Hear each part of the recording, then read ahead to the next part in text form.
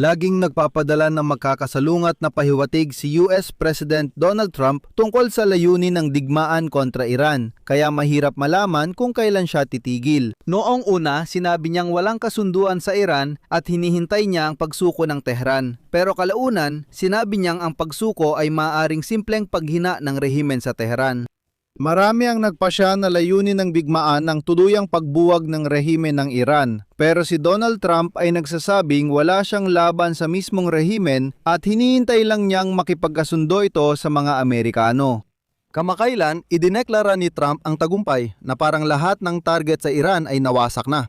Samantala, lalo pang pinaigting ng Iran ang digmaan, dineklara ang ganap na pagharang sa Strait of Hormuz at naghanda ng umatake sa negosyo ng Estados Unidos at Israel. At ngayong araw, nagbabala pa nga ang FBI na maaring umatake ang Iran gamit ang mga drone sa California. Ang magkakasalungat ng mga pahayag mula kay Pangulong Trump at sa sarili niyang Pentagon ay nagpapalito sa mga kaalyado, mga merkado at mga mambabatas kung paano at kailan matatapos ang digmaan laban sa Iran. Talakayin natin sa episode na ito ang mga pinakamalamang na senaryo ng pagtatapos ng digmaan. Ako si Alexei Pechi at ito ang aking proyekto, ang Teori Zagoroda. Dito, sabay-sabay nating binubunyag ang mga tsura ng konspirasyon, sinusuri ang komplikadong prosesong geopolitikal at tinatawag ang lahat sa simpleng pangalan.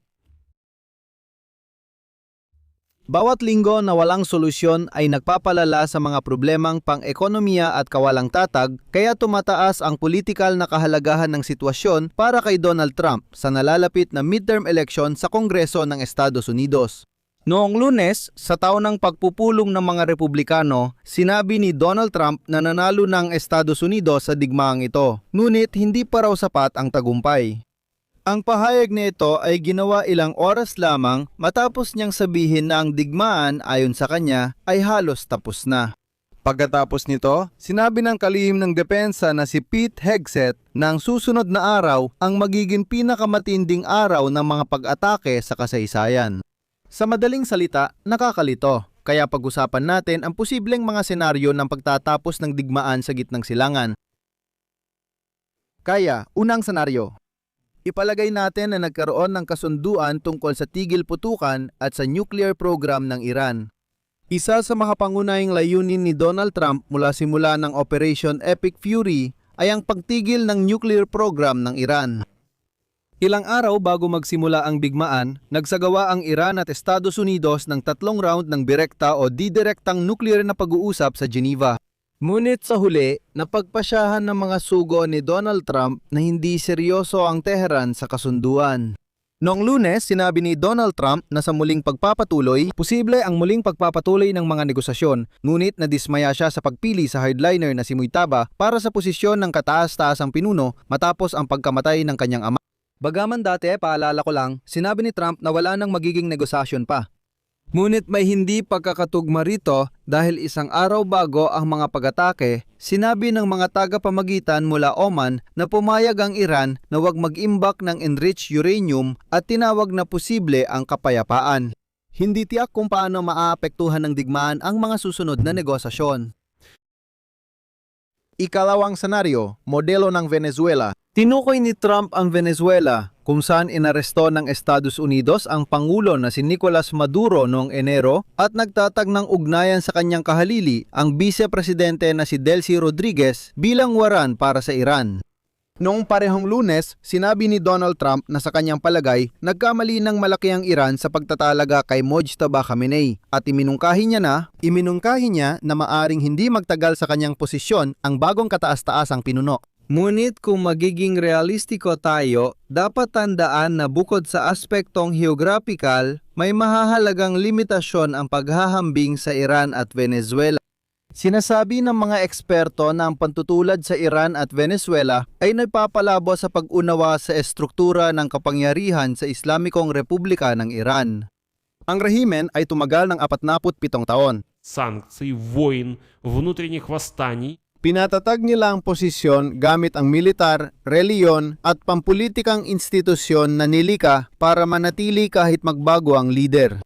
Doon, maayos na naitatag ang mga institusyon at sistema. Kahit matanggal ang lider o ulo ng rehimen, nananatili ang institusyon. Para sa mga nagpoprotesta sa Iran na nilalagay sa panganibang buhay at humihiling ng pagbabago sa rehimen, ang paglitaw ng lider na suportado ng Estados Unidos sa sistema, maaaring ituring itong pagtataksil kaysa paglaya. Ikatlong senaryo, pag-aalsa ng bayan at pagbagsak ng rehimen, mismong mga protesta. May pangganib lang bumagsak ang rehimen, pero hindi ito sigurado. Patay na si Ayatollah Khamenei, bagsak na ang ekonomiya. Sa Iran, ilang linggo bago magsimula ang digmaan, naganap ang pinakamalalaking protesta mula noong revolusyon ng 1979. Ibig sabihin, parang sinasabi ng sitwasyon na, kaya posibleng bumalik ang mga protesta at bumagsak ang rehimen. Inilarawan ni punong ministro ng Israel na si Benjamin Netanyahu ang mga pag-atake sa Iran bilang paglika ng mga kondisyon para magawa ng matapang na mamamayang Iranian na kunin ang kanilang kalayaan sa kanilang sariling mga kamay. Pero ang buong problema ay wala talagang nagkakaisang leader at organisadong puwersa sa mga lugar ang oposisyon ng Iran. Isa sa mga kilalang oposisyong aktivista ng bansa ang pinalayas na tagapagmanang prinsipe Reza Pahlavi. Pero si Trump mismo ay minamalit ang kanyang autoridad, bahagi na rin dahil hindi na nakatira si Pahlavi sa Iran ng halos 50 taon. Maaring magbigay ng suporta sa lupa ang puwersang Kurdish sa tulong ng Israel. Ngunit malaki ang mga panganib, kabilang na ang posibilidad na sumiklab ang isang tunay na digmaang sibil sa Iran, katulad ng nangyari sa Syria sa loob ng 10 taon. Maaring sabihin ng mga Kurdo, pasensya na, pero hindi.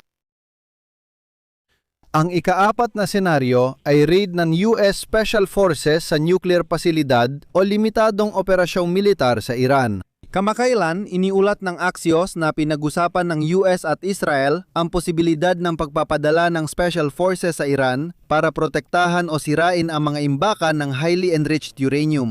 Papapasukin ang Special Forces para kunin ang nuklear na pasilidad, hindi para pabagsakin ang rehimen. Dito nagtatapos ang senaryong ito. Hindi pampolitika kundi pisikal na pag-aalis ng banta ng nuklear ang tatapos sa digmaan. Pero para magawa ang misyong ito, kailangan pa rin ng mga tropa sa bansa na aktibo pa rin gumagamit ng ballistic missile. At ang ikalimang senaryo, si Trump ay basta na lang mag-aanunsyo ng tagumpay at sasabihing, tapos na, nanalo na tayo. Sa senaryong ito, ipapahayag ni Trump na napahina na ang kakayahan sa missile at drone ng Iran, tatawagin ito makasaysayang tagumpay at aalisin ng mga tropang Amerikano sa riyon. Kahit na hindi pa nare-resolve ang pangunahing sitwasyong pampolitika sa Tehran. Sa totoo lang, naniniwala ang mga merkado na malapit nang maresolba ang sitwasyon. Kung isasalang-alang ang mga problemang pang-ekonomiya sa Amerika, maaari itong maging seryosong problemang pampolitika para sa presidente at sa partidong umaasang manalo sa midterm elections nitong Nobyembre. Pero si Trump mismo ang nagbabala na ang pag-upo ng hindi angkop na leader sa kapangyarihan ay magtutulak sa Amerika na muling pumasok sa digmaan pagkalipas ng 5 taon ayon sa kanya. Kaya parang hindi na opsyon ang basta na lang umalis. Ang pagtigil ng operasyon ay maaring mangailangan din ng suporta mula sa Israel na nagpakita ng kahandaang kumilos ng mag-isa at nang akong tuluyang aalisin ang bantang nuklear ng Iran sa pamamagitan ng sariling aksyon. Sa huli, nagsimula ang digmaan sa Iran halos nang walang ika nga babala at marahil ganun din ang masasabi tungkol sa pagtatapos nito. Maaaring matapos ito sa isang lubos na hindi inaasahang senaryo. Talagang ganun. At para dyan, sina Trump at ang kanyang grupo ay gumagawa ng mga pahayag na sadyang magulo tungkol sa mga layunin ng digmaang ito. Ikomento kung ano sa tingin ninyo ang kalalabasan ng digmaang ito.